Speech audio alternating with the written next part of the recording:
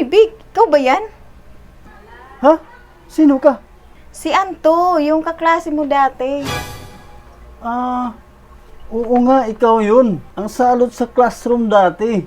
Hindi ako makapaniwalang, ikaw na yan. Grabe ka naman. Oo, ako yun. Grabe, hindi ka pa rin nagbabago. Oh, ba't ka naman nandito? Pangmayaman lang naman yung school na to. Andito ako para sunduin yung anak ko. At dahil kuhaan na rin ang card ngayon. Tama, kuhaan nga pala ng card. Kaya ito, may binili akong regalo sa anak ko. Sigurado, wala kang pambili sa anak mo ng regalo. Grabe ka talaga manglait. Meron din naman akong regalo para sa anak ko. Ito oh. Libro?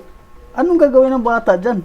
Sigurado ako katulad ka rin niya. Nerdy at walang pumapansin sa eskwelahan. Sana sapatos mo lang binili mo. Hi, Ma. Bless. Kumusta yung grado mo, anak? Ayos lang po. Nakakuha ko ng mataas na grado, Ma. Ito, Ma, card ko. Ang galing mo talaga, anak. Proud na proud ako sa'yo. Ito nga pala yung libro na pinabibili mo para naman maging masaya ka. Bagong libro? Salamat po, Ma. O, ito yung susi sa kotse. Antayin mo ko doon. Okay po, Ma. Yun ang anak mo? Wala kayong pinagkaiba. Alam mo, tinuruan ko yung anak ko na magpasalamat kung anong meron siya at maging masaya. Hindi man sobrang ganda ang mga sapatos niya, pero siya ay masaya kung anong meron siya. Hulaan ko, mas nerd pa yung anak mo kaysa sayo. Alam mo, dapat kitang turuan paano maging magulang. Para naman hindi maging katulad mo ang anak mo. Pa, ano? Asan na yung pinapabili kong video game? Patingin nga muna ng card mo, anak. Hindi na mahalaga yun. Asan na yung laruan na pinangako mo? Ito, anak.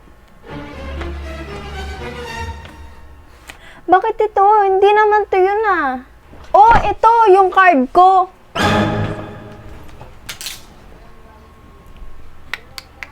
Puro naman to line of 7. Akin na nga yan.